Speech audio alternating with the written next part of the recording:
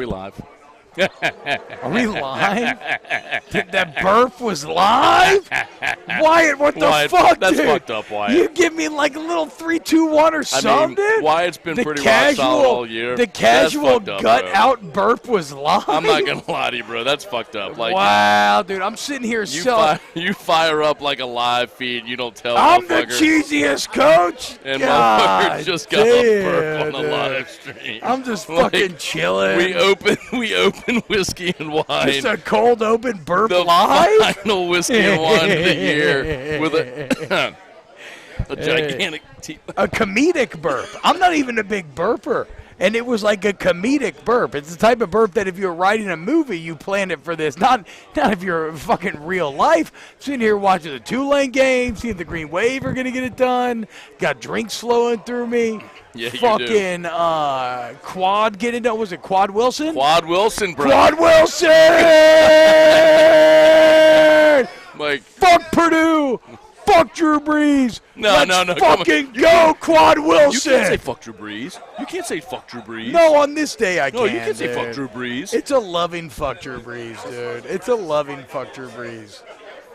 Let's go, Quad Wilson!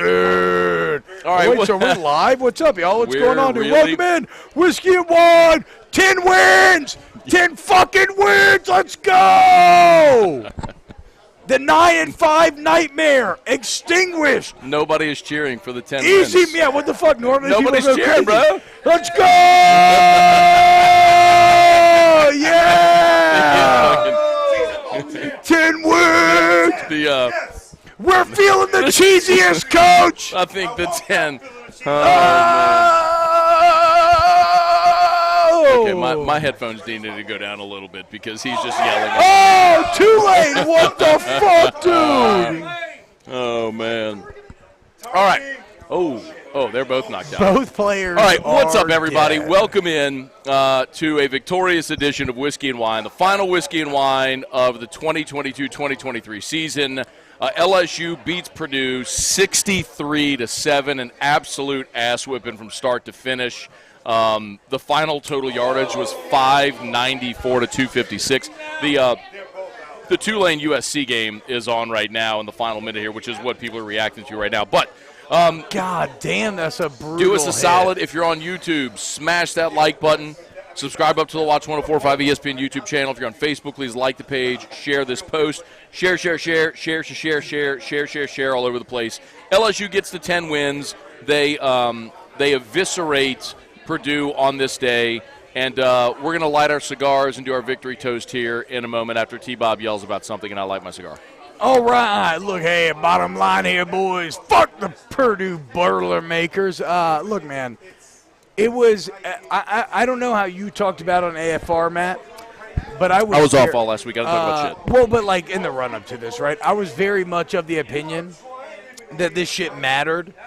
That you desperately needed to avoid going 9-5, that you have a Purdue team that just fired their head coach, that lost maybe the best receiver in the entire country, that didn't have their quarterback starting. Like, you needed to beat the fuck out of this Purdue team, Mission and you accomplished. did. Yes. Exactly. Well, you know what? You did it so well that the conversation that dominated the first half here in Don Juan Cigar Bar was actually top 5 superhero movies of all time. It had nothing to do. That's not it the had nothing conversation. to do with the game. That didn't dominate. It dominated. It absolutely dominated. That's what you and Cliff were fucking being stupid Me, about while I was Cliff, actually sitting. Chase, Dane, the list goes on and on. You three fucking nerds that were talking about Dane fucking as well, superhero Special bullshit. Forces. Nope. Dane Bergeron, shout out. No, Special shout out to Forces. Dane Bergeron. Great dude. Everybody. From DeRitter. Everybody. Shout out to Dane. Shout out to Dane, his son Ben. They were very nice. They gifted me a beautiful bottle of Old Forester 1910. Awesome people. But give me a break. Like, we're sitting here watching football on the New Year's Day games. Y'all are sitting here debating fucking movies I've never even seen in my life or whatever the hell. Well, Chad, don't worry. I'll give you what's up for the top 5 a bit later on. But the point is, LSU fucking took care of business. Yeah, they did. Beginning to end, 3 different players scored touchdowns. It ties the bowl record for the last 25 years. Pass. 3. What did I say? You said score. Oh, my bad. A lot more than 3 for scored touchdowns. in Yes, this 3 game. for touchdowns. Every fucking damn body scored in this game. Noah Kane ends up adding a couple. It was just a great game, dude. It was a great game. Marlon Martinez at center was nice. in a day and age where these bowl games become a little more like looking forward while trying to cap off your season, they exist in a weird kind of Schrodinger state where they both matter to the last year and matter to the next year, and LSU accomplished the fucking mission. They closed Brian Kelly year one with an emphatic statement, beating the fuck out of the Big Ten West champions, saying, guess what? Because think about it, Matt. These are two undeserving West champions, right? Or I say undeserving. These are two unexpected West champions. You get, oh, well, LSU should never won the West. Well, you did. Oh, Purdue should never won the Big Ten West. Well, they did. And guess what happened when the two sides met up with one another? LSU proved that they are leaps and bounds. Well, and Purdue was Purdue. They were, yes. Oh, we dropped it. But LSU lost players as well. And the point is, the Brian Kelly era feels very strong here entering next year and closing out this year. And as I'm sure we'll get to, the Brian Kelly game plan presented what I would call manna from heaven, sports talk gold, a set rotation at quarterback. Not a reactive decision, but a set, here's what we're going to do. We're going to give both guys a chance, and now we're going to talk about it ad nauseum and break it down over the next 3 months about who's better, Jaden Daniels and Garrett, whatever. It was a perfect bowl game. Oh, no. That's not a very cheesy move. It looked like that was a touchdown for Tulane. All right, let's do our toast real quick if we could. Let's do our toast, and we'll start this off customarily. So if you're watching, thank you for being there as always. Oh, that's a touchdown! That's a touchdown! Oh, Tulane's going to win! I think he got Holy it. fuck, Tulane's going to win, dude! Let's fucking go! Fuck you, Lincoln Riley! I think he got the ball. Fuck you, USC! Fuck you, you fake LA! It's all about the real LA! The fucking Louisiana! Get the fuck out of here, you West Coast elites! He caught the ball. Fucking Trojan bitches! He caught it. That's a fucking touchdown! Yeah, that does not hit the ground. That is 100% a touchdown. Tulane! All right, let's 12-2! Tulane! 12-2! Fucking winners of what bowl is this? This is the Cotton Bowl. Fucking 12-2! Winners of the Cotton Bowl! Let's fucking go! Let's do our toast. By the way, who did you have in this game? I had USC. Oh yeah, I had Tulane. Fuck you. I don't give a fuck. Dude. So cheers, everybody. You know the drill. Hold up your glass. Do a toast with us. Take a picture of yourself toasting with us. Tweet us at Matt Moscone, at T-Bob53. That mezcal. I've been drinking beer all night. That mezcal. Hold it up a little more, hard, bro. Hold it up a little longer so people can have an opportunity to do the toast. So take a picture of yourself toasting with us. Tweet us. We'd love to share it. Share. We appreciate y'all for being there. Tigers win. Polish off year one of Brian Kelly era with a 10-win season. The Citrus Bowl champions, a dominating performance over Purdue, which was awesome to see today. We'll get into the game and a lot of what's coming in this offseason as well. So cheers, everybody. Cheers, everybody. Cheers. Go Tigers. Dave Cliff, cheers. You got it, bro. Let's go. Fuck you, bitch. Cliff. Why would you say that to Cliff? Because fuck Cliff. He's a Catholic high fucking bitch, Yeah, he is, dude. bro. Catholic high. That's going to be a touchdown, bro. It's 100% That's a touchdown. Let's hey, see. Look, it's a quick review. It's not It even is a touchdown. Let's go. Hey!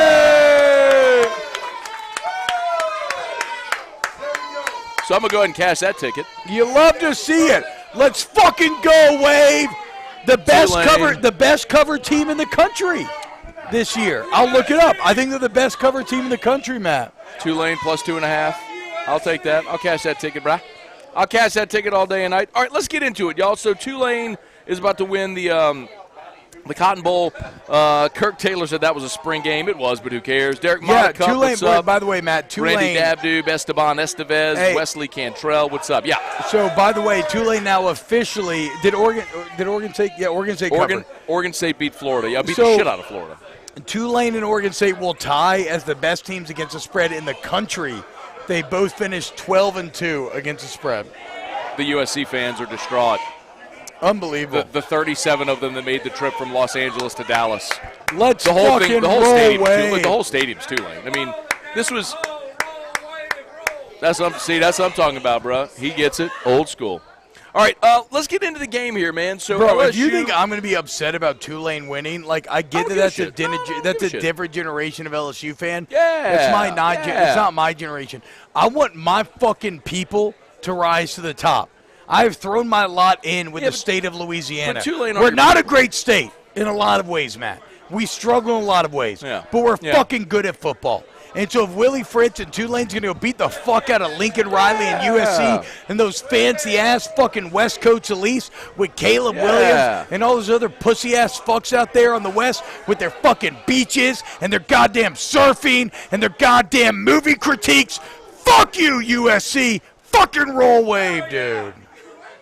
I mean, I kind of like beaches and beautiful weather and all the great things out. See, that's fucking bullshit, Matt, because you have to accept the shit that we live in here and fucking embrace it, which is, you know what, we got a cold Christmas. It's 80 today. I got shorts on today. So we're weird. feeling fucking great. I wore a jacket because I just wanted to wear a jacket. Because you're like, it's January. I should wear a jacket. Yes, just makes sense. But it's 77 degrees outside. It's a beautiful fucking day. I'm wearing jeans. I am wearing my my Air Force Ones. Oh, here we go. Wearing my my navy and whites.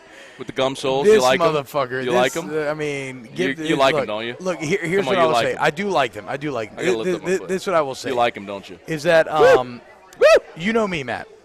I do know you. I am a fan of anyone who is passionate about something, right?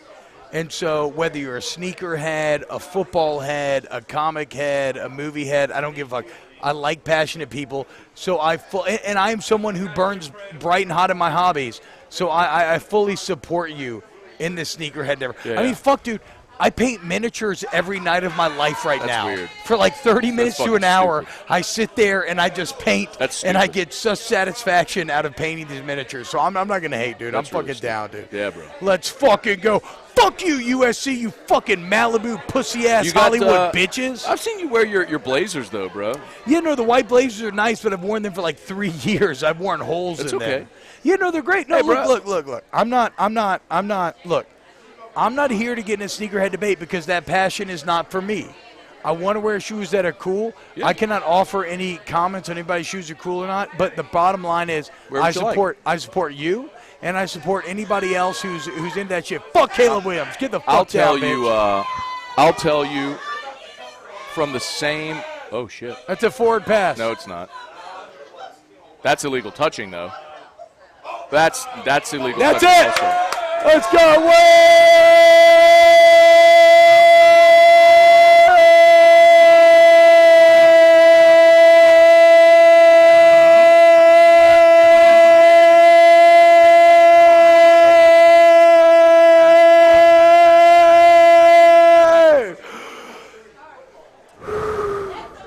All right, so Louisiana football, baby. All right, so LSU beats Purdue 63-7 in the ball game. Really friggin' overwhelming. Run through some of the final stats. 594 yards of total offense to 256 for Purdue. LSU threw for 369. Jaden Daniels ran for, threw, and caught a touchdown pass. To the best of our research, that's the first time an LSU quarterback has done that, not only in a game but in a career since at least World War II. What is the first thing that he's ever done? Since what? Daniels caught a touchdown today. Yeah. So he is the first LSU quarterback to have a passing, rushing, and receiving touchdown, not in a game, in a career since at least World War II. Yeah, he did like a Taysom Hill type deal. It's crazy. Fucking go, it's fucking wild. Let's fucking go, dude. Anyway, so great day there. Daniels threw for 139, 12 of 17 for 139.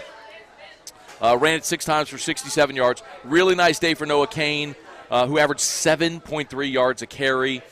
John Emery had a beautiful 29-yard run that set up a score as well. No, I'm sorry, that did not set up the score. That was before the 29-yard run was before the Nussmeier interception. That was before the Nussmeier interception in the end zone. But Cain had a really good day. Emery had a really good day. Derek Davis had a beautiful touchdown run. We got to see Derek Davis, who ran really nicely against UAB late in the season. Entered the portal, came back. And we're going to talk about the future of the program and the roster and stuff, and I'll tell you flatly, I expect that John Emery is going to declare for the draft. I think that's the expectation. And so LSU is going to be looking for a running back. And I don't know if Derek Davis is that answer, but I'm very, very confident in saying Emory's going to go pro, and LSU's going to need to add an explosive runner somewhere. Yeah, and for if it's sure. Davis or if it's someone in the portal, I don't know, but that's something they're going to be looking at. So, Matt, beautiful day for Malik Neighbors, 9 catches, 163. He had the 75-yarder on the shovel pass when he was coming on the jet action, and Nussmeier tapped into it. Great. I mean, just such a great opportunity for Nussmeier to pad the stats of the 75-yard tud. Yeah. Landon Ibieta saw his first action of the season, had 2 catches for 15 yards, which is pretty cool to see. And then we got to see the future of the LSU defense as well, especially late in the game. There was a time late in the game where we saw Ty G. Hill, Fitzgerald West, Quincy Wiggins all on the defensive line. We saw Jordan Allen in at safety. So got to see a lot of guys play, which was awesome to see. And even with the rotating players, especially defensively, there was never a letdown. Like, the defense continued to suffocate Purdue the entire game regardless of who played, which was awesome to see. So, Tigers' role was great day. It's a tough spot for Purdue, right? I mean, they had Hayden O'Connell, who's like one of their all-time best quarterbacks, been there for 5 years. He's out. They have a wide receiver, what's his name, Charlie Jones, who led all of FBS in catches. And receiving yards. And yards of 1,300. 1,300 yards, So, that led. I know he had like 13 touchdowns as well. So, like, Purdue, whatever, it doesn't matter. Their 3 best offensive players were out. And so Purdue was always fucked. But guess what? A&M was always fucked. And A&M still fucking beat you. Yeah. So the point was LSU needed to make a statement, come out tonight, prove we are clearly the better team, and they did that to a far greater degree than even I would have originally thought. It was a fantastic win for LSU. It was very chill, which was kind of enjoyable. Yeah. I mean, I don't know if you've had, outside of any of the cupcake wins, I don't know that you've had a game that was this particularly chill. The second half of Ole Miss, but I wouldn't even say that was chill. I mean, that was fun to watch. Yeah, right. Yeah, you were locked in because the ball was rolling downhill and it just never stopped, which was a lot of fun. Yeah, so it was a great win for LSU, great win for Tulane. Just a great day for Louisiana football here. Cool. That's fucking massive, dude. So we got. And also, hold on, Matt. Can I say this? Yeah, for sure. So this is popping off the group text a little bit. Tell me you're not interested in a 12-team playoff.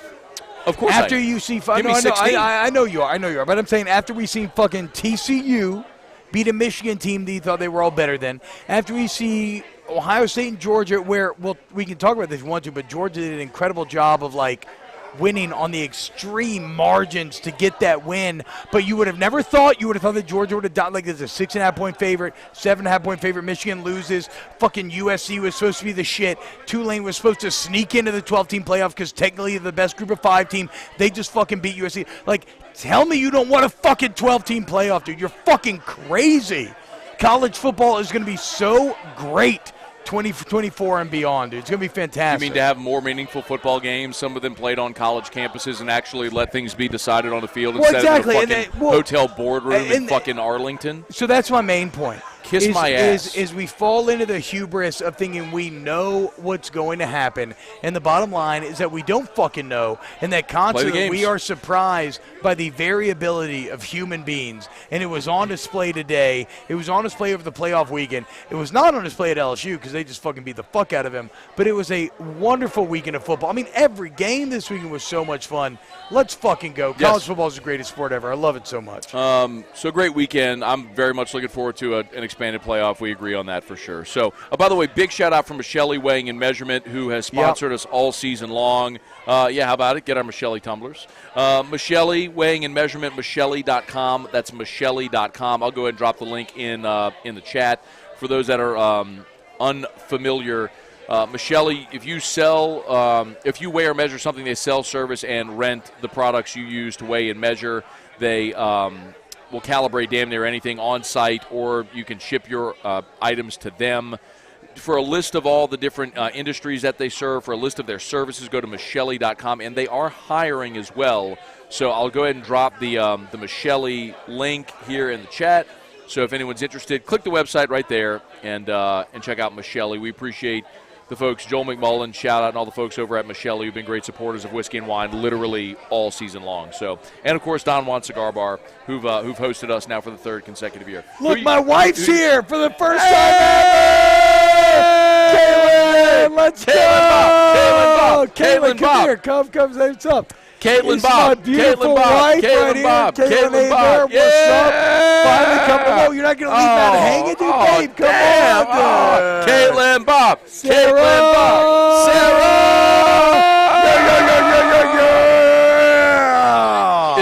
Is this the proudest moment of your life? Yeah, is this easily. the proudest moment? She made it! Yeah! This woman just gave birth. 3 weeks ago? Yeah, a month ago today. A month ago today, baby Bobby. Shout 1 out, month old, dude. Shout out to the A Bears. Toast to the A Bears. Fucking go. I'm down for that. Toast cheers. to the A Bears. Cheers, Hell yeah! cheers.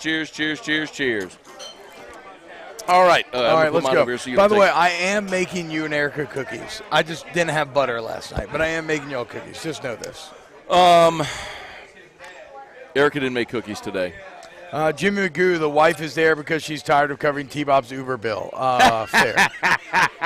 She does. I mean, to be fair, she does cover it. She's a badass wedding photographer. Oh, She's man. starting her. She's been kicking ass for over a decade now. So yes, she does cover my Uber bills. That's a flex on all of y'all who don't have a badass wife who's covering your. All right, Uber so bills.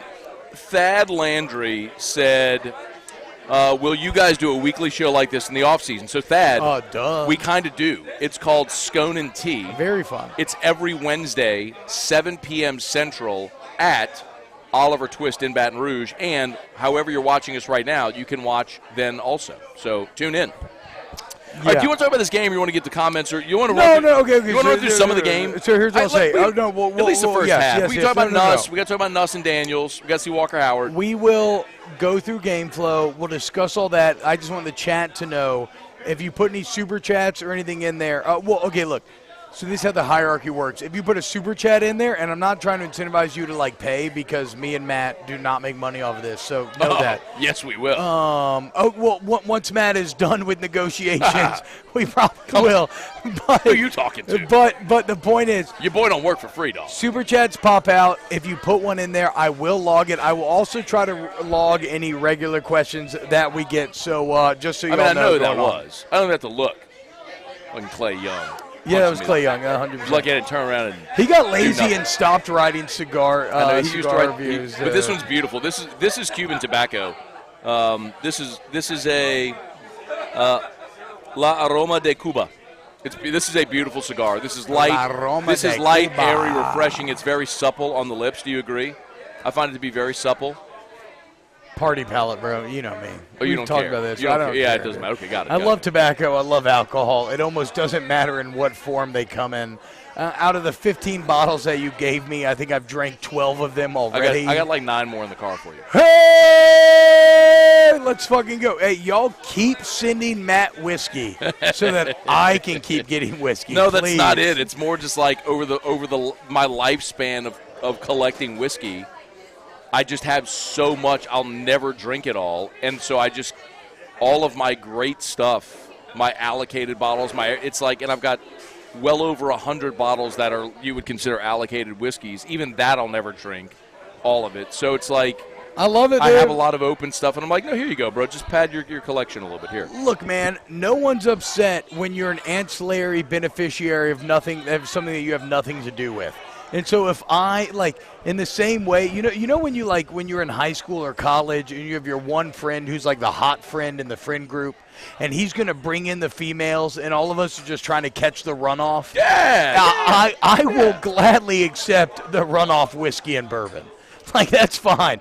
I'm fucking there, hanging out in the background. I'll talk to the larger friend. I'll talk to whoever you want to. I don't know, because I love the larger friend. I don't discriminate is my point. I love it all. So I will gladly take any runoff that you have. Absolutely, dude. Man. Oh, absolutely, dude. Oh, my God.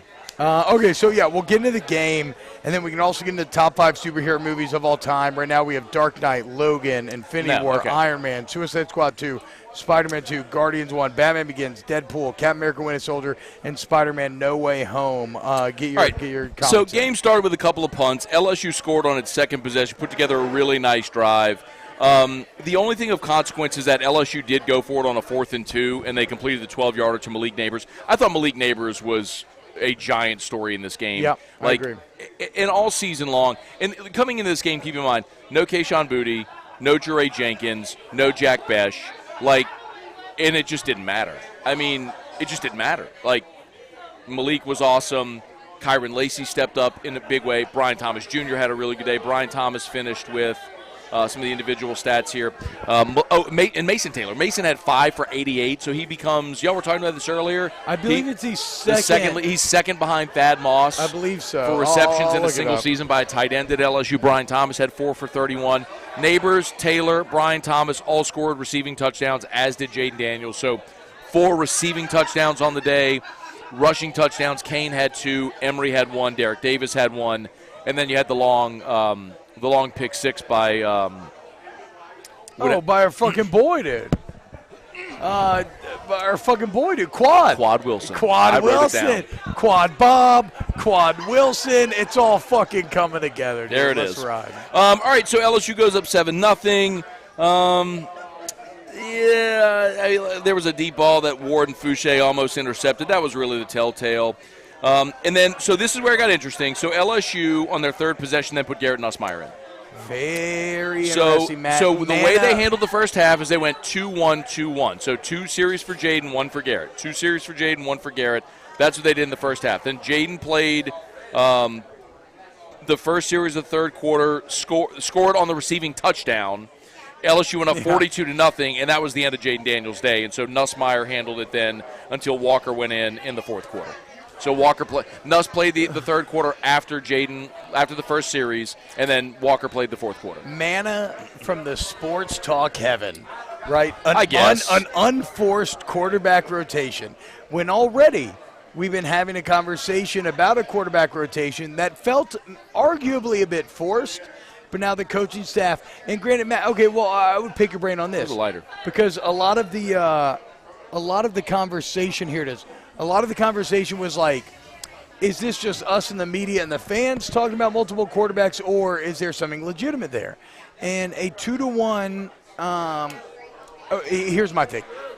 A 2-to-1 rotation could mean two things. And I think, honestly, it's probably a combination of both truths, right? I think nothing is that simple. It could be a very cynical, we need to keep Nussmeier interested. Like, I think there's a benefit there. Yeah. Show him that we're giving him a chance in that job. But I do also believe that they're like, okay, we have 2 very good quarterbacks. Let's see who plays the best. Like if you are an LSU fan, think about this. Look at your boy filming the coin toss with his phone. What the fuck? Like, so they're doing the coin toss at the Rose Bowl. And so Gabby Giffords, the Grand Marshal, is going to do the now, coin. Dude. He has a NASA patch on his shoulder. I guess that's Gabby Giffords' husband. He's sitting there. He's on, like. But, bro, he's got like a NASA patch on his shoulder. I mean, this dude could be a fucking badass. All I'm saying is watch out, dude. He's riding her coattails. She's the president of the Tournament of Roses, the Grand Marshal, and he's just sitting there filming the coin toss. Oh, okay, look. What is he doing? All I'm saying is, back to my original point, if you are an LSU fan, and we could talk about quarterbacks and everything, but the bottom line is that you have 2 very good options. And Jaden Daniels definitely has the lead, but I do think with the rotation, Matt, tell me if you think this is fair or not, but the door is open, and ultimately this is what you want. If you are crafting a football team, you want to have as many good players as you can at a position, and then you let the best man win. And, like, that's how you get the best team possible. And so it'll likely be Jaden Daniels to win, but Garrett Nussmeier looked great today. Now, in classic Nuss fashion, he threw the pick. He did the thing that he does. He did the thing that he does. Like, I know. This is the thing that people don't get. But he also did the other thing that he does. But when you're in a tight game and you're at the 5-yard line and you throw an interception into the end zone, that is devastating, and that's the thing he can't stop doing. Like, I'm not people, and I know this whole conversation has been, well, Matt's just been on the Jaden thing. I was the guy who told you in spring, Jaden's coming here to start. Yes. Okay. No, I'm just putting it out there because people always throw it in my face. But I can objectively tell you, I like Aaron Nussmeier. He's a very good quarterback. I think he is absolutely an SEC caliber starting quarterback. Dude, some of the throws he made today were fucking incredible. I love that he lets his nuts hang to the ground. But you also have to objectively say those turnovers will fucking kill you. That will get you benched. You have to stop doing that, and he can't. He does it in every game he plays. That's as much a part of him as the exciting plays. And if you are someone who is pro-Nuss, that's fine. But in acknowledging, yes, he's exciting, great arm, good athlete, you have to also acknowledge he's got to stop turning the ball over. He's got to stop throwing interceptions. No, for sure. But also the easy counter. Man. But the easy counter there is the same way that you hammer that out of him. You hope to hammer Jaden into taking more advantage of downfield throws. Sure, and wide but receivers. One of those is going to get you beat. The other is playing winning football. Well, but the other kind of got you beat as well, though. I'm just saying, man. I agree with you. I think Jaden Daniels didn't give up 300 rushing yards against Texas A&M. That is all well and good. I agree. And honestly, Jaden got fucked over by a couple of drops. But LSU wasn't always the most explosive offense. I'm just saying, it is a legitimate conversation. Yes. It's not a zero-sum. This. It's not a zero-sum conversation. All right, let me ask you a question. Do you think all three quarterbacks are on LSU's roster at the start of next year? No, I think you probably go through spring. I think you probably go through spring and then see what happens. I think if you're Brian Kelly, you do exactly what Ed Ogeron did in 2018. You brought in Joe Burrow. Remember, so you had Miles Brennan as a sophomore. You had Justin McMillan, and you had Lowell Narcisse. So you had those three, and you brought in Burrow. So you had four, and they went through fall camp in a legitimate competition.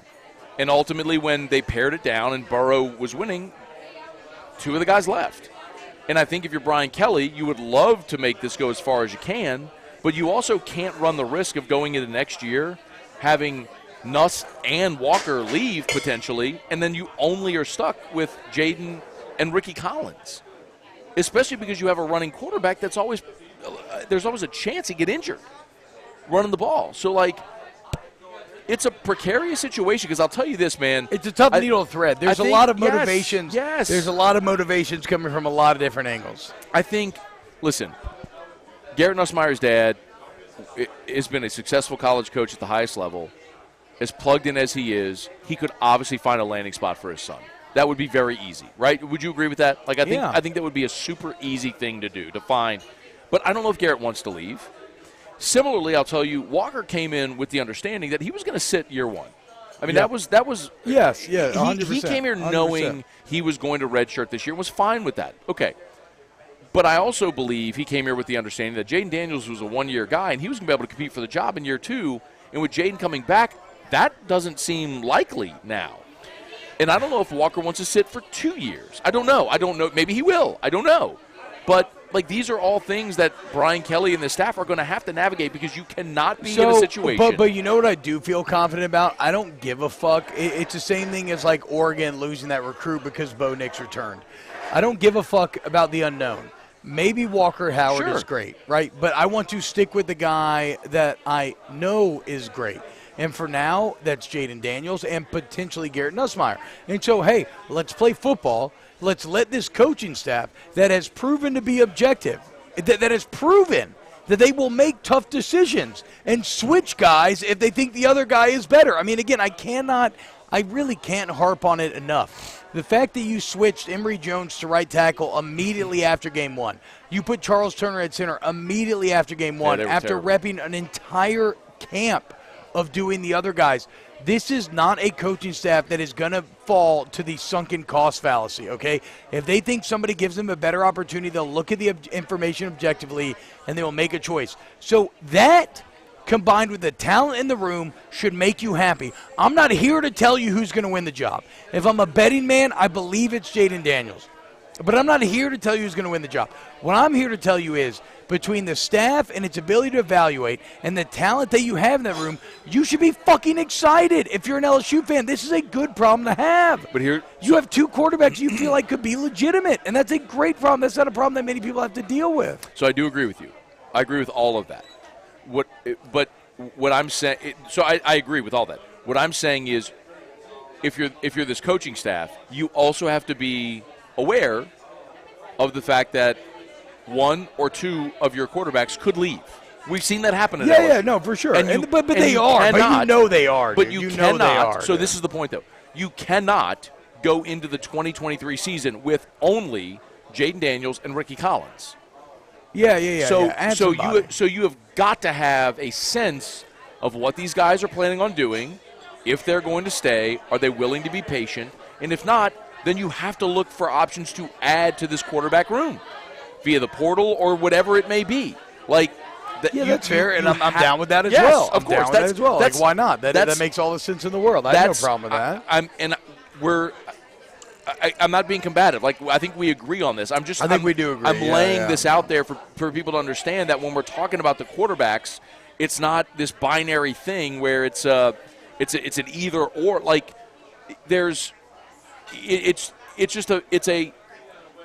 you're walking on a tightrope here if you're the coaches. Yeah. Because of the transfer portal. Like, it is interesting they did the 2-to-1. The 2-to-1 pre-plan ratio, because that proves that, again, it's not just that they're trying to keep Nuss happy.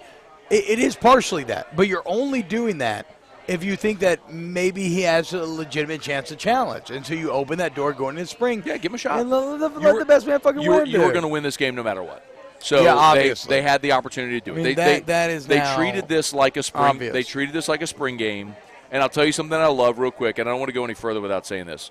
Like, shout out to Micah Baskerville, because when LSU was up 63-7, that dude was still out on the field, running around, running down dudes. He's at the been sideline. the heart and soul all year, dude. He's fucking awesome, man. He's been the heart and soul. What award did he win? I don't know. Was it best? Shit. Don't know. I don't know if he won, like, Harold Perkins won best defensive player. Micah Baskerville basically won, like, the best team guy award, I believe, or one of those awards. But the bottom line is, like we've said all year long, Micah Baskerville he won most improved on defense. Okay, there it is. So, but no, that's what he won. But exactly. But most improved is, well, but that's also a way of that coaching staff saying we didn't believe in you and you proved us wrong. Like that. That's functionally what that is, right? Okay. It's not really that Baskerville got orders of magnitude better than he was previously. It's that we didn't think much of you, and you proved us wrong. And Baskerville's done that every single year of his career. He's been the heart and soul of this defense, and I love that a guy that had to fucking struggle through 2020, 2021, now gets to be a part of a 10-win team that will finish top 15. And he is the heart and soul leader of the defense. Like, when you talk to people on this defense, they will say that Micah Baskerville was the leader. I didn't take a piss before the show started. I could do a piss. No, go ahead, man. That's all good. All right. We're here at Don Juan Cigar Bar. I'll take 60 seconds while tons of fun here goes and pisses. And T-Bob did pee outside earlier. It was kind of abhorrent to the people who were here. He just walked out the back door and pissed. So we're here at Don Juan Cigar Bar, final whiskey and wine of the year. 213 watching on Facebook. Thank you for being there. YouTube, 1458 live with us. If you're live or on demand, take a quick second, please. Smash that like button. We appreciate it. 195 on the likes, 197, 198 on the likes. Thank you so much. And subscribe up to the Watch 1045 ESPN YouTube channel. Thanks so much to Don Juan Cigar Bar. Great place to watch all of your NFL games on Sundays. If you want to watch them here, you can. You can see the bar behind us. The retail shop is right next door. If you want to go search and shop there, enormous selection of premium cigars.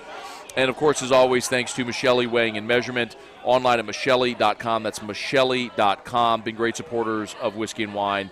Drop your comments. We'll get to them. I know a lot of people have also been asking about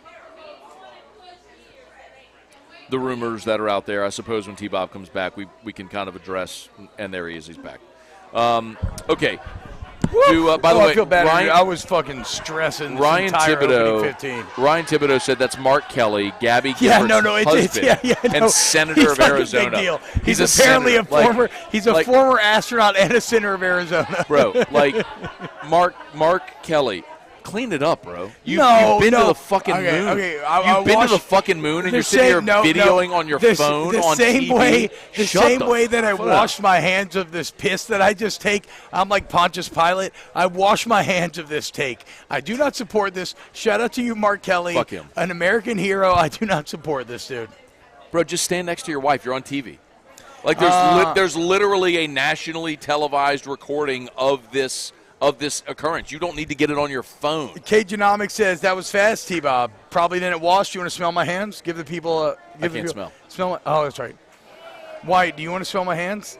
What the fuck, dude? I washed my... I washed my hands. Then you're the fastest peer I know. Like, the other day... I felt like that took a long time. Well, I do a lot of Kegels, man. Dude, we were at... I do a lot of Kegels, Wyatt. You're a young man. You want to start doing Kegels now. Shout That's all out. I'm saying. Shout out to the Coladas, by the way. Jordy and Hey, Kelly. Jordy and Barrett Kelly, congratulations, dude. went to the wedding on Saturday night in New Orleans, New Year's Eve. Hell yeah. And so I was candidly having a few whiskeys in the hotel room before we went to the wedding. When we walked into the wedding, they had a champagne tower. It was at Il Mercato and Magazine. So outdoor God wedding, damn. 10, 15 minutes. So you grab a glass of champagne as you walk into the wedding, right? Damn. So I've That's already got the a way few to whiskeys do it. in me. I'm drinking a thing of champagne. Wedding was 15 minutes. And so they shout didn't out to deal that. with I was about to But say, it's- they didn't deal with any of that Catholic bullshit. They got, hey, Fuck let's get you. to the wedding and get right to the fucking party. Yeah, that's hey, it, bro. Jesus turned water to wine for a reason. And it wasn't to sit there and fucking hang out for an hour and fucking say catechisms, okay? We're here to catechisms. fucking party. Catechisms would be the word. Jesus Catechisms. Christ. But anyway, so but as soon as the wedding ended, I had to pee, and so I went inside and I peed, and Erica waited outside for me. And I'm telling you, it was like Tom Hanks in A League of Their Own, old Jimmy Duggan when he's sitting there at the urinal and he's peeing for like a minute and a half. I mean, it's like I'll tell you this as Austin well. Powers mean, when he I'm gets over here. unfrozen. Evacuation come. Like I could not. I'd still be peeing right now. I guess I'll let my bladder fill up, and then I got to release it. What I want to say is that Jordan did a damn good job with Kelly. Choo, boy. Jordan did great. Congratulations to both of them. Love y'all. Happy family. Absolutely. But God, Yeah, dude, great damn. night. Dick, To the dick. Coladas. Dick. I'm out of drink. I just want to sit there and just motorboat. What are you talking about? To be honest, I'm talking about Kelly's lower body. It's probably inappropriate with my wife sitting directly behind me. I just love thick bottoms, dude. I love thick waists. You're talking about another man's wife with your wife right there who just gave birth to your child? Yeah, What the fuck is wrong with you? I'm sorry. I'm a Like- slave to honesty. Everything that comes up doesn't need to come out, man. Like, that's... I was invited, Kyle. I couldn't make it because I have a newborn, so I couldn't swing it on New Year's Eve. But look, man, you know what I believe, Matt? I believe in giving credit where credit is due. And all I'm saying is I appreciate it. I appreciate it. Okay. Wow. I mean... Noah Kane scored a couple touchdowns. How about Noah Kane? A lot of people are asking about the rumor stuff. Do you want to talk about the rumor stuff at all? I will let you take the lead here. Do you want to know what I said about it originally? I said this. I said that You didn't even wait for my answer. you're right. I said that from what I have heard, I did not think anything was overly I said that I didn't think that you would think that anything was overly morally abhorrent. I still believe that. But also I accept that maybe also everyone doesn't have these same morals that I do. And the rumor shit is crazy. I don't know what to say. I'm with the rest of y'all. I'm just going to watch this shit play out. Okay. You want to get some questions? You want to talk about the game or what you want to do? What you want? Why are you laughing? I'm just laughing because this show is immediately off the rails. Look, Again, Dark Knight, Logan, Infinity War, Iron Man, Suicide No, Squad no, 2, no, I'm not doing this. I Oh, refuse to do yeah, this. yeah. I refuse to Hey, do this. Malik Neighbors look great today, Matt. How about that? In a time where Kayshawn's out, Jeray Jenkins is out, you're looking forward to the future. Malik Neighbors said, oh, okay, we have a wide receiver one absence. I'm going to make myself that fucking guy. Now, I believe that Brian Thomas probably has the higher potential ceiling, but Malik Neighbors is going to be a force to be reckoned with for the next year. Losing Kayshawn, Jeray, and Jack Besh, you would think, man, it's a lot of depth, right? Like a lot of bodies at receiver. But Malik is every bit of number one. And I think Brian Thomas, another year, healthier, bigger, faster, stronger, mature, is awesome as well. Mason Taylor's become a legitimate receiving threat in this offense. Yeah. That's not even counting Chris Hilton, who will be coming off of injury. Yeah. Kyron Lacey's back again, who Kyron Lacey today had. Well, okay, real quick, Matt, while you look that up, I do have to give a shout out here. 2 for 57. Daniel Kirkmaz has been a huge supporter of Whiskey and Wine through the Super Chats All right, Daniel. and Tea all year long, and he just gave a 500 $100 super chat. It says 10 wins, deserves a big super chat. Hell yeah, Listening bro. from Dallas, you guys make me feel at home. Hell yeah, Daniel. Shout out Dallas.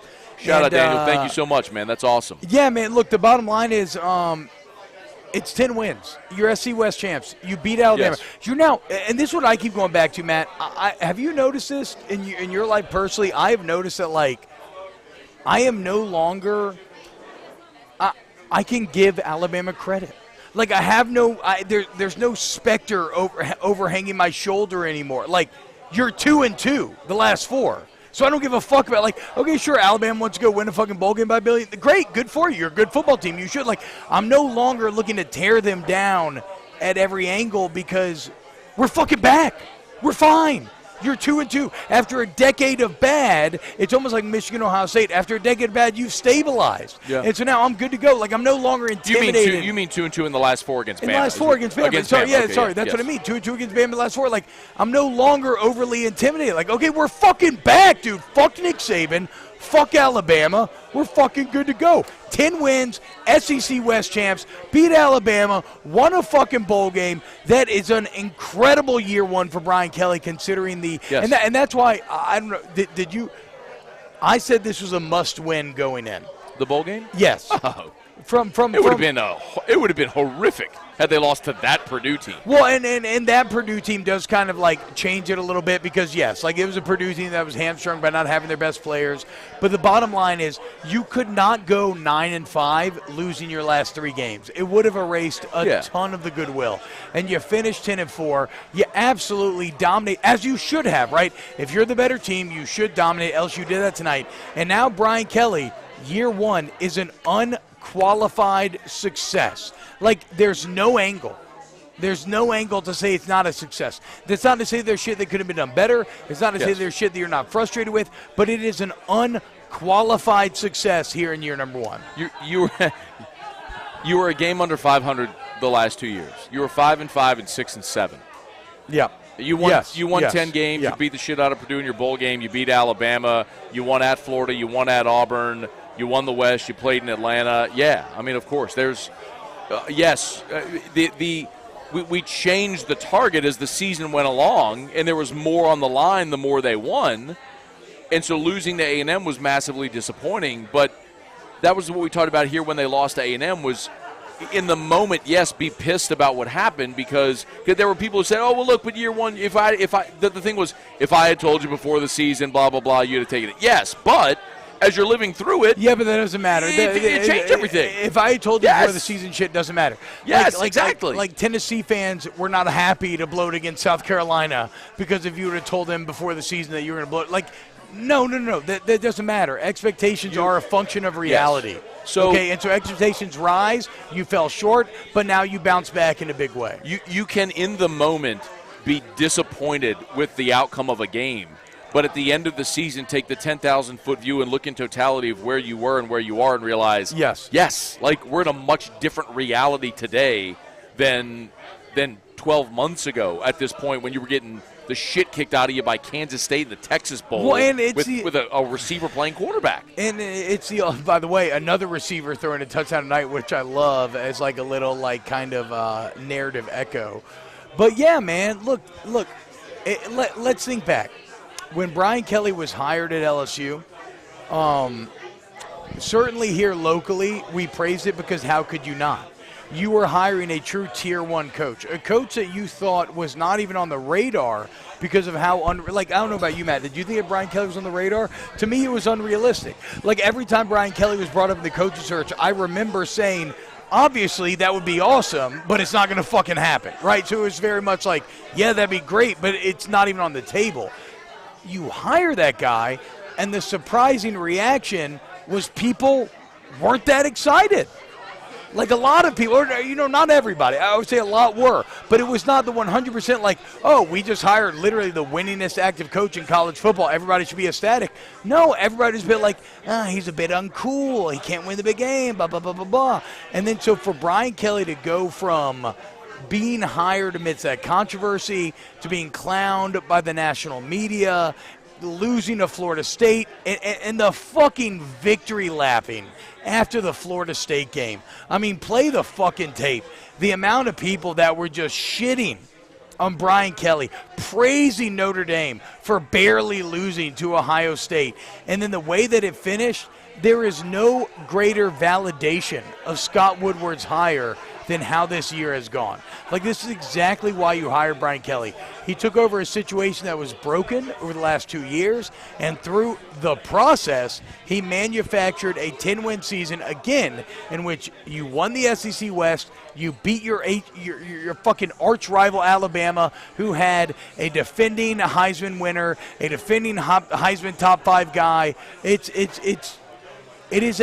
is a season that should give you massive hope going into the future if you're an LSU fan. Yes, I agree on all accounts.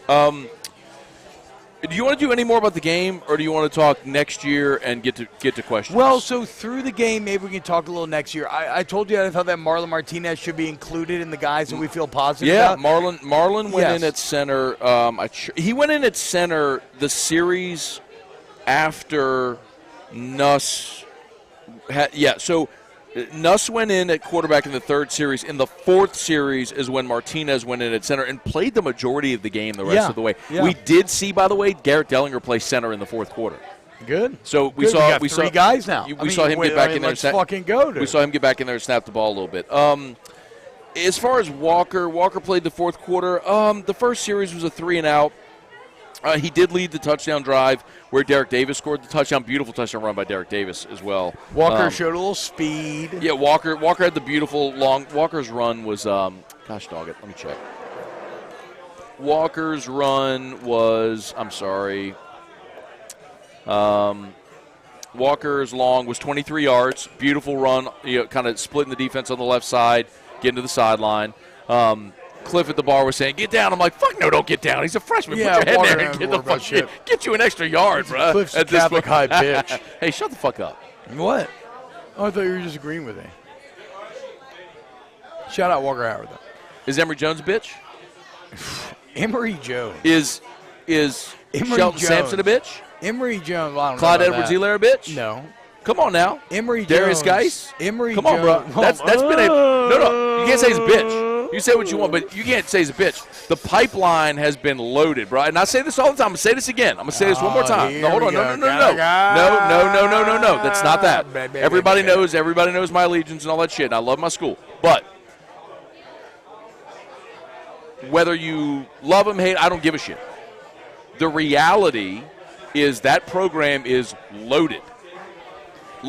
And the reality, and you need to continue that pipeline rolling to LSU. Yes. You've got to continue that pipeline rolling. Yes, I agree, because the other reality is that Emory Jones, bitch, is the literal last word that I would use to describe him. Right. Emory Jones and Will Campbell are some fucking dogs. And then you got Lance Hurd coming in. Do you realize? How about, did you see this Lance Hurd quote? Where he's Will Campbell. He's like, Will Campbell. Okay, I played with Will Campbell. Yeah, I'm gonna play left tackle. I'll be left tackle. Oh my God! Do you remember the day Brian Kelly got hired? The first person he went and saw was it Emory Jones? It was Emory Jones. Oh, there you go. Like, I'm telling you, like, and again, that speaks to Brian Kelly being about, like, I don't have to plane recruit. I can get in a car and I can drive 15 minutes and I can go get somebody. It's what so many people don't understand about the difference with LSU and Notre Dame. It's like if you're at Notre Dame, to see any legitimate prospect, you were getting on a plane and flying to see them.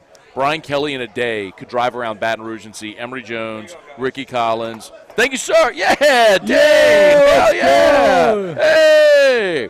You could see Emory Jones, Ricky Collins, running back from Liberty. Why am I blanking? What's his name? Jackson. Thank you. There's LSU Barstool right there. Caleb Jackson. Wyatt. Let's go, Wyatt! Jackson, the safety at Zachary. I mean, that's all in a day within 20 minutes of your campus. You know, like, that's the difference. That's the massive difference. You know what's 20 minutes from Notre Dame's campus? A fucking ethanol plant. I've been there. So I lived there for a year. It's a big, giant pile of shit. Charles County Matters says Brian Kelly says via his post-game press conference that the staff is in good standing amid rumors. There you go. All right, so someone did ask what's my take on it. So I'll put it to you this way. Here's what I will say, all right? And I don't want to talk about it anymore after this. I hope I don't have to. And if you don't know what's being reported, Google it. You can find it. If you do, so the stuff with Kayshawn, him being declared unavailable and then opting for the draft was Wednesday. I got a call on Tuesday essentially telling me what's been reported. Tuesday night. Wednesday morning, I got another call from someone else saying the same thing. But here's the problem. Nobody, and these are both people that I would consider credible, nobody is ever going to talk about this on the record. When Kayshawn left, what did Brian Kelly say? What did Brian Kelly say? I can't talk about it. No. He said Kayshawn's been back and forth all year, and he made a decision that's best for his family. Okay. Now. I mean, I don't buy that. Okay, I don't care. I don't care if you buy it or not. Brian Kelly, and I haven't seen the postgame where I was doing this, but if he said the staff's in good standing, okay, well, guess what now? You're never going to get anybody reportedly involved to talk about this on the record. So it doesn't fucking matter. This is the example I've given. Do you remember a few years ago there was an Alabama defensive lineman named D. Liner who he did like an Instagram video of himself flashing wads of cash, like literally giant wads of hundreds? Well, he did, and then he deleted it, and nobody ever talked about it because none of the people involved are ever going to talk about it on the record, ever. Yeah, it would be career suicide for any of the people reported to acknowledge it if it did happen, and it would be also awful optics for the program if the people involved acknowledged it. So no one's going to ever acknowledge it. LSU's optics are certainly a little horny right now. For sure. But LSU needs to chill out on the horniness levels. It's out of control. So I heard it a week ago. I'm sure many other people did as well. But nobody is ever going to talk about it on the record, so there's no, it's never going to go anywhere. It's a thing that tomorrow the news cycle will flip, and no one's going to talk about this ever again. Because no reputable organization is ever going to report it because they're never going to get anybody credible to speak about it on the record. So it's going to go away. Edel Crochet with $10 super test says, why are we concerned about adult sex lives? So from a rumor standpoint, it's not really the actual sex that matters. It's the power dynamics within that matter. But again, like Matt said, I don't know that anything gets confirmed. And I also, again, I'm with you, Edel. I'm not someone who judges this. I'm not someone who judges this. No judgment. Everybody do what you want to do. You're all adults. If you're all continued adults, that's great. And so I will not offer anything. I'm going to take the pussy way out, and I'm not going to offer any commentary on it. To his question, the problem, if you have a moral issue with whatever, that's you. It's whatever. Lighter. Okay, 1 second. The problem is that you had a student involved. Yeah, the power dynamics. That's what I'm talking about. That's the problem. That's of what is being rumored. That would be the legitimate issue. But again, I'll tell you that. People that told me that, I would deem them credible. I also know that it's never going to be spoken about on the record by anybody and confirmed. And Cortez Hanks is a pretty fucking good wide receiver coach. So it just doesn't matter. It's going to go away. It's going to go away. So whatever. Next. All right. Next on here, let's get to a super chat. Brambo with a $5 super chat. Do we feel confident that Jaden Daniels can lead LSU to a national championship run? I guess it is the kind of zero-sum question that establishes a lot of these conversations. So I would say this. I think a better question is, can he give LSU its best chance to win a national championship? I don't think it's fair to put can this player win a natty, but rather can this program that we've seen that's been there before, can he take this program to a national championship? Ryan Thibodeau said none of those schools are within 20 minutes of campus with Baton Rouge traffic. Fair. Okay, let's say in a no-traffic day.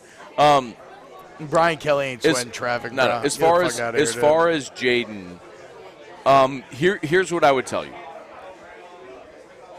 Who is a better, more skilled athlete, quarterback, etc.? Would you say Jaden Daniels or Stetson Bennett? Well, I mean, more skilled quarterback? This is not hard. You know the answer. Stetson. What are we talking about, dude? Stetson has – Jaden Daniels is 6'3", He's a dynamic runner. Like Stetson Bennett is a 26-year-old playing against children with an NFL roster.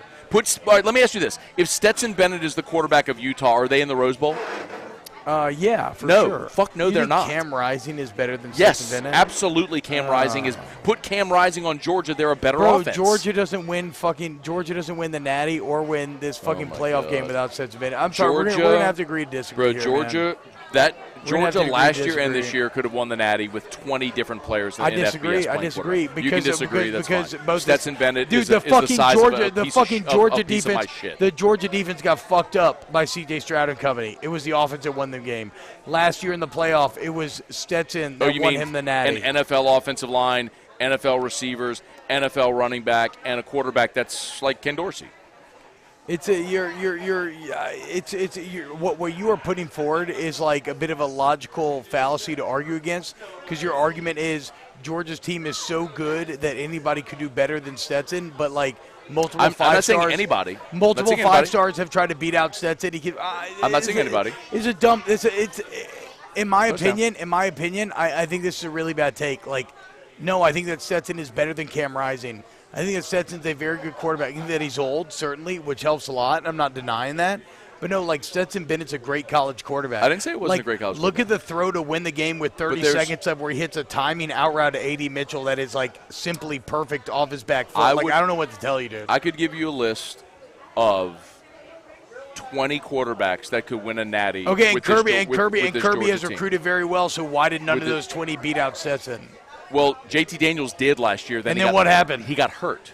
And he sucked. And he won. Suck. He did suck. They won like 10-7 against Clemson. Against Clemson, who was a great They would have fucking scored team. More if Stetson had played. All right, we don't need to get bogged down in this conversation. My point is, Georgia's a great roster. We can agree. Georgia's a great roster. Obviously. And there's any number of players at quarterback that could win with Georgia. Okay? Stetson has done it. Give him his props. That's fine.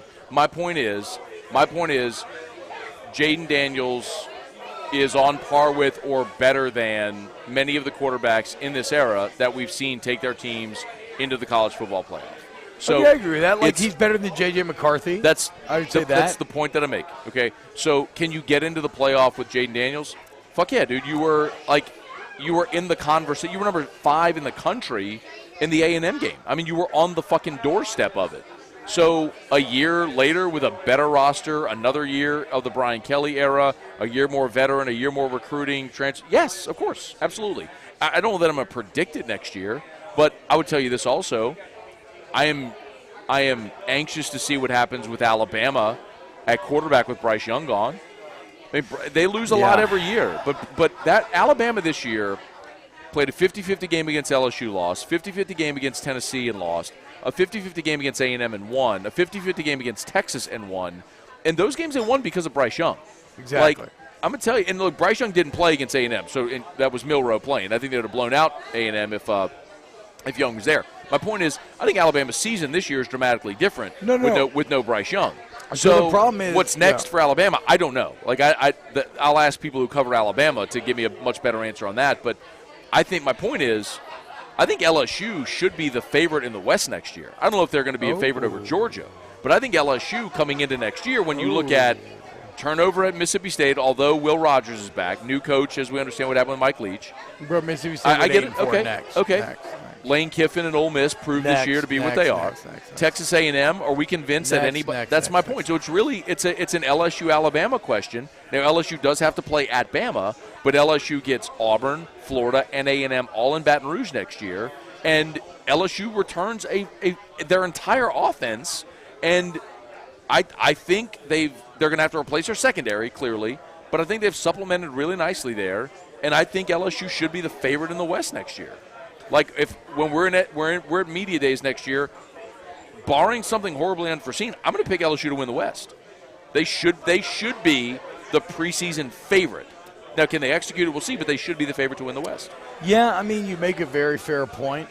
I think the things that will work against them is just the momentum established by Alabama over the last 10 years. That's fair. Right? That's fair. There's a lot of people that will just default to Bama. I mean, even now, like, Alabama's put together maybe the greatest class of all time. How did that work for A&M this year? Well, but I mean, come on. No, that's great in time. I get it, but that's great in time. can you count on freshmen to come in and dramatically improve your roster day one? No, I don't think it's a freshman thing. What I think is, okay, so, Matt, look at the 2-4. So if you – the 2-4-7 does a composite talent ranking, right, where they look at the roster and they say, where did everybody rank on the roster? I think it's a great resource, not for drawing, 100% I got a notification from the Nike app. Hang on one second. All right, well, but, Jesus, this guy buys one fucking pair of sneakers. No, I've got 7 now. But the point is, man, I think the 2-4-7 composite is a great way of seeing, okay, are you overachieving, underachieving? Texas A&M is number 4, with all the opt-outs there, is number 4 on the 2-4-7 composite. They're obviously failing. Oklahoma's 8. They're obviously failing. Texas is 6. They're obviously failing. Alabama, Georgia, Ohio State, they're 1, 2, 3. LSU is 8. Right? So the point is, I don't take. Oh, look at what A&M did. Those are clean. They're coming tomorrow. Those are clean. Oh, my purple and gold Jays. Dude. I was hoping they were going to be here today. My purple and gold Jays. They're mids. I get it. They're mids, but that's what was available right now. I get it. They're mids. Look at this guy. What have you been? Well, people shit on mids, but I'm gonna tell you this. Hey, you know me as well as far as the whiskey hobby. Some whiskey snobs will shit on people for what you drink. Do you mix? Do you need rocks? Do you like that? No. Drink what you like. Drink what you like. It's a hobby meant to be enjoyed. So I'm gonna do the same with shoes. Wear what you like. So I guess the point of it is, I don't take A&M not doing shit with the number 1 class, meaning the Alabamas. I'm not gonna do shit with the number 1 class. In fact, year. If you look at the fucking Pro Bowlers in the NFL this year, out of the 80, 7 or whatever it is, 11 of them are from Alabama. It's absurd. Great talent, great development. No one's arguing that. They've been the standard of college football for the past 15 years. I'm not arguing against it. I'm just saying, great, you recruited this awesome class. That doesn't make you immediately better in 2023. They have to figure out a quarterback. They got to figure out quarterback. They got to figure out receiver. And their defense this year was not good. LSU abused them. They were not good. Fucking Tennessee abused them. That's true. Well, yeah, they can get got. And so maybe Nick's the best ever. And if anybody can do it, it'd be him. I'm just saying, if you're taking the evidence gathered, and if we're going to do preseason projections, I'm going to say LSU should be the favorite to win the West. Now, will they? I don't know. You got to play out a fucking season. But LSU should be, and you asked me, and I've answered this a bunch, but I think LSU Florida State next year is a preseason top 10 matchup with what both teams have coming back. Both teams won 10 games this year. Love it. Good Both teams Norvell. are returning veteran Good quarterbacks. Norvell, by next the way, year is going to be an awesome matchup in Orlando. Big time win for Norvell and company. I mean, I know we shouldn't be happy for Florida State, but a lot of people were ready to immediately replace him. And I always like a guy outperforming. And now for LSU, a lot of y'all may be scared going into FSU week 1 next year, but the bottom line is if you're Brian Kelly now and you won the West and you have a full offseason to get your team ready, there is no excuse. FSU is a great challenge, but they also represent a fucking launching pad next season. Where if what Matt is saying is true, and if you want to be the best team in the West, go fucking beat a top 10 Florida State the next season to start the year, and then everybody's going to be sucking your dick and saying, oh, yeah, y'all are the fucking man. If you want to be the fucking man, beat good teams. Don't fuck this week 0 Duquesne bullshit. I agree with you. I don't give a fuck if Florida State plays fucking Florida A&M week 0. Beat fucking Florida State week 1 next year. I mean, look. I love it. We're already starting. Look at 11. We're already starting with beat fucking Florida. Well, look at the 2011 game. I mean, look, 2011 is a great point. And I'm biased because of that, yeah. Well, it's not just that. I mean, look, 2011 LSU, when he was on the team, beat Oregon. That was a top 5 matchup. Beat the shit out of Oregon. Go set the tone. But and so I can speak from experience in that is a game that immediately when we win the Cotton Bowl, we finish top 5. Yeah. We're 11-2. And this motherfucker, when we get back from fucking Christmas break, January 5th, we're out there, we're fucking running sprints, and Tommy Moffitt is yelling at us about Oregon's pace. You're fucking tired. Fucking Oregon's gonna go so fucking fast. You fucking pussy. Yelling at us in January about this shit. But in the same way, LSU needs to be locked in from day one, and if you take care of business, you will immediately be launched to the top of the college football conversation. Yeah, man. And the same thing for Florida State.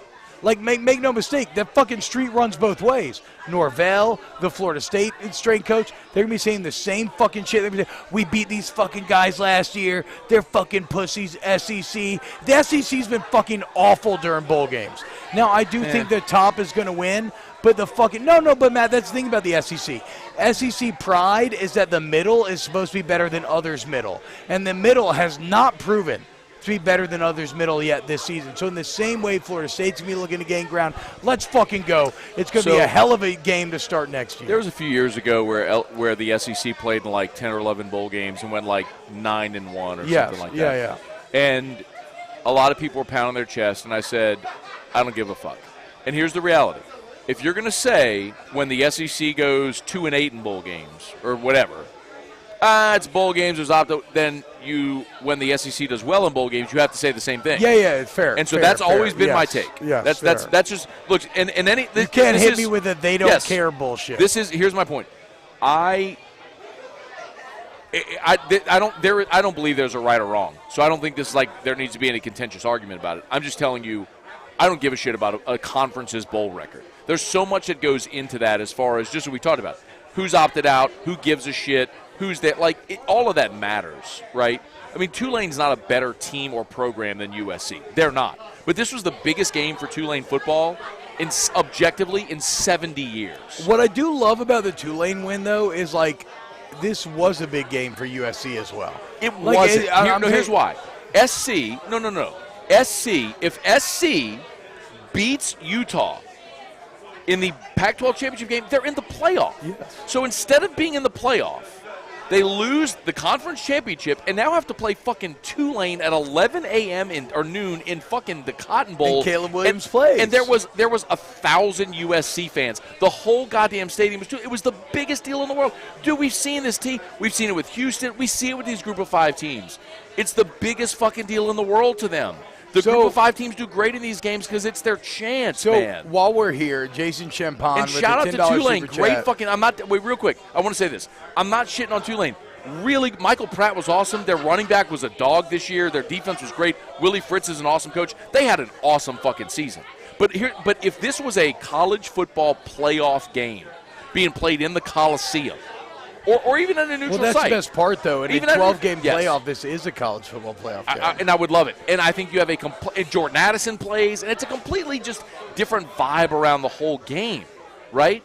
So, anyway, but Lincoln Riley and Caleb Williams needed this year one. I mean, they needed it. Anyway. Okay, so whatever. Jason Champagne says, LSU eviscerates Purdue and Tulane smacks down the fake 2003 co-champs. I love LSU fans' pettiness.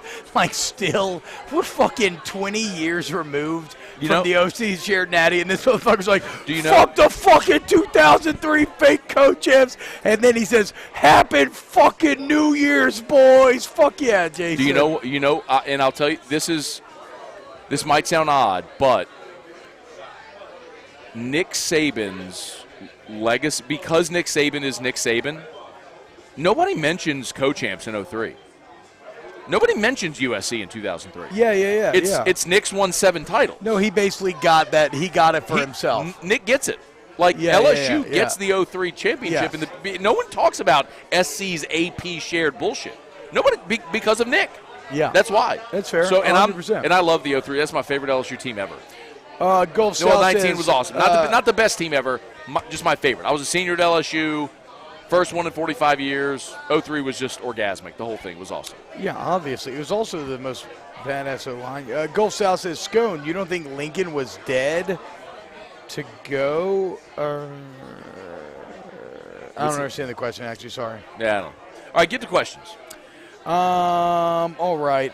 Look at your question in the chat. Jordan Haydad says at least Les wasn't at the party. God damn it. Zach Nethery with the $20 super chat. Shout out, Zach. Hell yeah. Why would you read that one? Because he gave a $20 super chat. So? Oh, no. The other one, the less one? That was a $2 super chat. I told you we honor the super chats, Fuck dude. that guy. We honor the super chats, Come on, dude. man. And then there's not a bunch of great questions that I have logged. after this. CNCM says, I'm out west. Even the arrogant USC fans gave up on this team. Knew with 3 games left. Knew it wasn't going to happen this year. That's the problem with USC, man. Like, they should be fucking ecstatic about this year. I get the bowl game sucks, but USC's been dog shit lately. They were relevant throughout the entire year. They won 10 games. They pushed for a playoff. Like, if you're not a believer in fucking USC, then, I mean, I don't fucking know what to do with you if you're a USC fan right now. Michael Connell says, what does John Emery do now? What my understanding is, the LSU staff believes John Emery's going pro, and that LSU is going to have to add a running back. Now, maybe this is the interesting what if, and I don't know the answer to this. So I believe John Emery is going to declare for the draft. That's my understanding. I think that's what the coaching staff believes is going to happen. Guys can always change their mind, but I believe John Emery is going to declare for the draft. So John Emery declares. You're left with Armani Goodwin coming off of injury, Josh Williams, who we've agreed Josh Williams was a really, really key part of this offense. You're the only one that has to make peace with Josh Williams because you're the one that has been not a Josh Williams fan. No, hold on. What I'll say is, and I think we can agree with this, Josh Williams is a very solid player. I've said this so many times, if it's 3rd and 1, I want Josh Williams to get the ball. He'll get you a yard.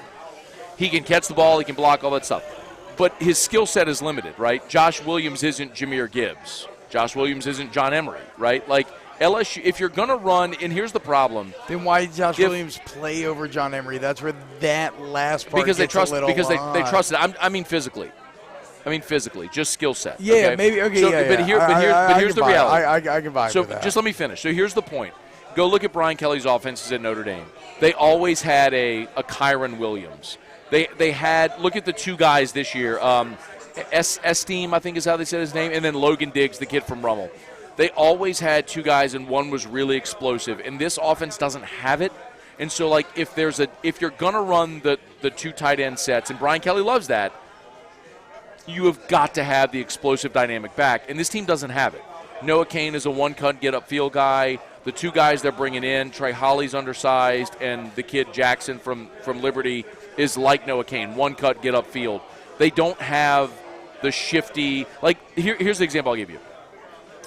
I think you'll agree. John Emery's touchdown against Bama, the swing pass where he put his foot in the ground at the sideline, spun, got back. Like, he's the only back on the team physically able to make that play. Agreed?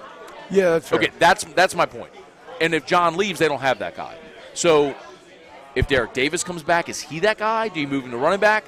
So the weird part is, though, the weird part of that is that Josh Williams meant more than that guy to this team. I get it, right? So but it's like, I get it. And he's going to have a huge role next year, no matter what. I get it, but you're going to need what I just said: the Esteem guy and the Logan Diggs. You're going to need them both. So you need Josh Williams, and I'm pumped he's coming back. But you need the game breaker also. Does that make sense? Yeah. So again, I'm telling you what's been explained to me. I'm not an X and O's guy. I'm not fucking breaking down offenses. I'm just telling you how they're trying to build the roster and what I've been told how they're looking at it. So they need to replace that guy because they don't feel like they have him. So is that transfer portal? Is there another freshman somewhere in the? I doubt it, but I think portal is probably the place where they go, and they're going to look to add a running back. Shout out Brody Ray with a $5 super chat. Then we got Marty Moobeam who says, this is a question I've been waiting for all night. 2 QB system? Or am I just being stupid? We put up 63. It's time for a 2 quarterback system. Let's fucking bring it back. Chris Leak, Tim Tebow, Matt Flynn, Ryan Perilou. You want to win a natty? Let's fucking rotate Jaden Daniels and Garrett Nussmeier. Benefit. Let's go, dude. Jordan Jefferson, Jarrett Lee. How did that go? Fucking made a natty, bitch. Suck a dick. SEC champs. Let's fucking ride. No, in all seriousness, Kelly's been very clear about this, right? Like, he doesn't want a 2 quarterback system. Like, him and Denbrock have been very clear about this. So, no, I think that doesn't exist. But, again, I think the main takeaway, and honestly, LSU fans, like, this is what we should be happy about. Is it fun to talk about who? Yes. Like, I agree with you. Like, I fucking completely agree with you. We will spend the entire offseason talking about this.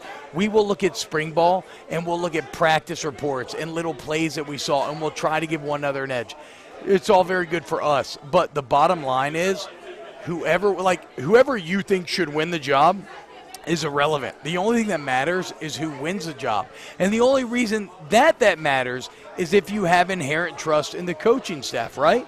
And Matt, is it fair to say that you trust the coaching staff to evaluate? Like, that's my point here, right? And maybe not. You may not agree, but if you trust the staff, they know what they want. That's what I'm saying. If you trust the staff, then I will trust who gets chosen, even if maybe it's at odds with my with my take on what should happen. So for LSU fans, don't be upset. Don't lose yourself in the quarterback argument. Just know that you have two quarterbacks that appear to be very legitimate on the college football level, and that whoever wins that job will be elite and will give you a chance of winning a championship. Matt just told you that he thinks that LSU should be the fucking favorite to win the SEC West. And that's not only because of Jaden Daniels. It's because of Brian Kelly, the team as a whole, and the fact that you have Daniels and Nussmeier competing at that quarterback position. It's a fucking good problem to have. You know, it's the classic, the Bible thing. My cup overfloweth. You're telling me I have two quarterbacks that I feel good about? That's fucking exceedingly rare. But do you think they'll both be here next year? That's the problem. No, not by fall time, but that's fine. But that's how it goes. That's what spring football is for. Like, it's one of the main things that it's for, is fucking figuring out who you think your guy is. And I think that there's real shit. Just don't get him on my kicks, bro. I think there's real don't burn my fucking shorts. Good, just don't burn my shoes. I think there's real benefits to be had about having a guy entering fall. Like, I don't even mind that. If somebody wants to transfer, that's fine. It is what it is. I feel fucking better about that. Matt, when's the last time you felt this good about the LSU quarterback situation? That might be the actual question.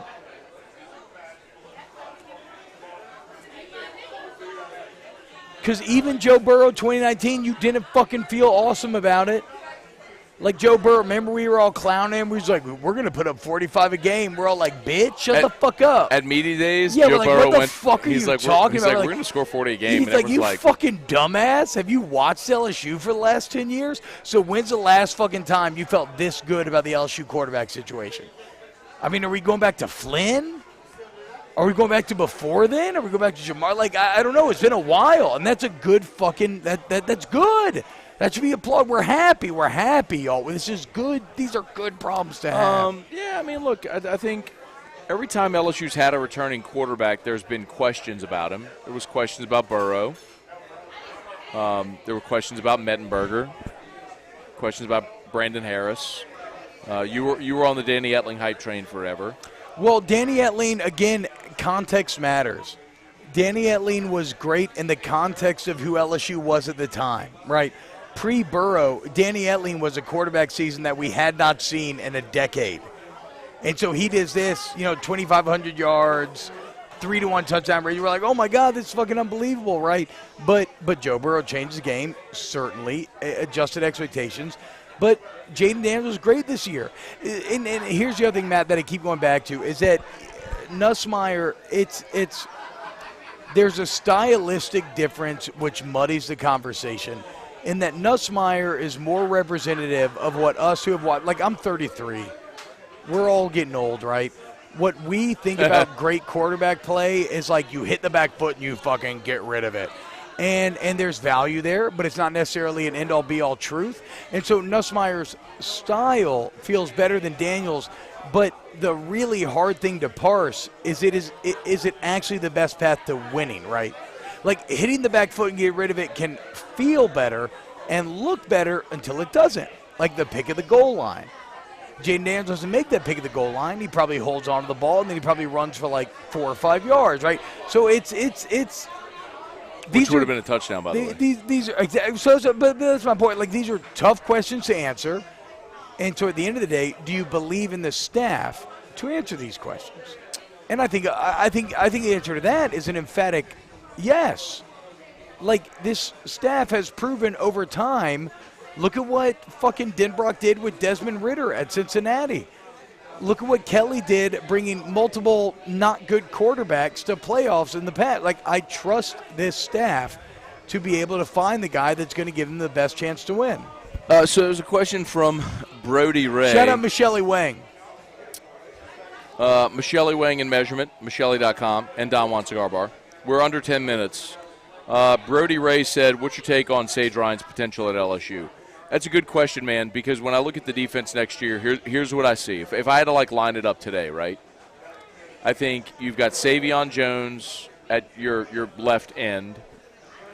I think you've got Mekhi Wingo and Jacoby and Guillory. By the way, we haven't even talked about that. Mekhi Wingo played fucking awesome today. He was great. I mean, they put him on the edge in a three-man front. He makes a fucking TFL on a wide receiver screen because he reads it perfectly, comes up with a great sack. Mekhi Wingo and Mason Smith are going to be some fucking dogs next year. Yeah, forgive me. I just said Mekhi Wingo, Jacoby and Guillory. Mekhi Wingo and Mason Smith will be your interior players, and Jacoby and Guillory will be your number 3 rotating in. Your jack linebacker, that's going to be interesting because I think Harold Perkins takes Micah Baskerville's spot. So you have Greg Penn and Perkins in the middle. Xavier Carter could be your jack. Do you move Perkins back to the middle? Yes. That's what I keep wondering, dude. Everybody keeps saying that. I don't fucking know, But he can play. man. But they will listen. They will move him all over the place, bro. Matt, look. So then is he really in the middle? So what are we talking about? Matt, but it's where you line up, right? It's where you're talking about a base, right? You're going to play a lot of spaces. But Greg Brooks is back in the nickel, which is huge. I think your starting cornerbacks. I think Denver Harris is clearly going to be one of them. Well, if Denver can get the off the field shit figured out, then he's a starter. He's a starter. And then will Toviano be one of those guys? Do you go hit the portal for another transfer? Does Seven Banks line up? We'll see. I do love Toviano's Twitter shit talking. I will say that. I want that. But I'm telling you, dude, I love Terrence Welch. Terrence Welch got in today and made some good plays. And then fucking love Welch's grape juice. Give him an NIL, you fucking bitches. That's a good idea. It's a great idea. It's a great idea. I mean, all I fucking have are great ideas. Well, that's not true. It's a complete truth. And you did talk about, well, never mind. What? Well, what we talked about earlier, that was very inappropriate. You're right. Actually, we can't. I love bringing shit on air, but I can't even bring that on air. So let's just move on. I apologize. I don't mean to tease y'all like that. I apologize. Yeah, I'm not saying it again. Yep. But they're in Costa Rica now, so they'll never know, right? He says, I think Sage is a borderline bust. Look, I don't give a fuck about who's a five-star. I hate that shit. Are you contributing? That's all I care about. Are you bro. contributing? That's all I care about. Like, stop holding Sage Ryan to whatever you thought he was coming out of high school and just judge him by is he doing his job on a college level. Greg Brooks is a great nickel. He's a great college nickel. What will Greg Brooks be in the NFL? I don't know. Let them figure that out. He's a great college nickel. Exactly. That's all I give a fuck about. And he's going to be a fifth-year starter next year, and he's going to play over Sage Ryan. Maybe Sage Ryan drops back and plays the Jay Ward role as a free safety. Yeah. Maybe he's great at that. I don't know, but athletically he's gifted. He didn't ask to get your fucking rating and for you to say that shit about him. Fuck. I mean, all I know is he's made plays for you. There's a nickel who's better than him, who's going to play over him, and maybe he finds a place next year, another year development, and all that sort of shit. So I'll take it. So we have Barry Barbier in the chat who says, we keep hearing about how great we keep hearing about how great Walker Howard is. I know he didn't have starters when he played, but he didn't look at all that good. And then we also have a true freshman playing for the second time this year. Yeah, exactly. And then Gold South says second most passing yard. Or wait, where was it? It was something about Jane Daniels having the second most pass yard. Jane Daniels threw David Riley. Jane Daniels threw for the second most pass yards to LSU history. Do you guys see that? I didn't actually know that if that is true. We got 1 minute. All right, so we're gonna have to wrap this up. All right, Wyatt, thank you. Great job all year. Wyatt, fucking MVP. Follow LSU Barstool. Wyatt runs the count. The fucking man, dude. Thanks to everybody. Wyatt. I didn't mean to put you on blast. Thanks to everybody who watched all year. Seriously, we love y'all, dude. This is a big commitment to be here, literally every day after the game, and so we appreciate Don Juan for hosting us. It's literally the most fun thing we do, man. I cannot tell you, out of everything that we do, we're under a minute. The thing that I get the most love about is us being here at Whiskey and Wine, and it means the world to me. even to all of y'all who sit there and tell me, T-Bob, you should get more fucking drunk again, which is what everybody fucking tells me. But I fucking love it, dude. Clock's we love ticking. y'all so much, dude. Thank y'all so much. Thank you to Don Juan. Clock's looking me bullshit. Thank you dude. to Michelle. Yeah, you don't respect the clock. That's your fucking problem. Respect the fucking clock. They're just going to hang up on us. I'm a Les Miles guy. What Jesus do you want me to fucking Christ. do? Michelle dude? weighing in measurement. Smash the like button on the way out. Subscribe up to the YouTube channel. If you're listening on demand, thank you. Subscribe up to that as well. T-Bob and I are here every Wednesday Yes. for Oliver Twist. Oliver Twist, come on out. For Scone and Tea from Oliver Twist. And until next time, Baseball go Tigers. season's going to be fucking lit. Let's go fucking Tigers! Fuck Purdue!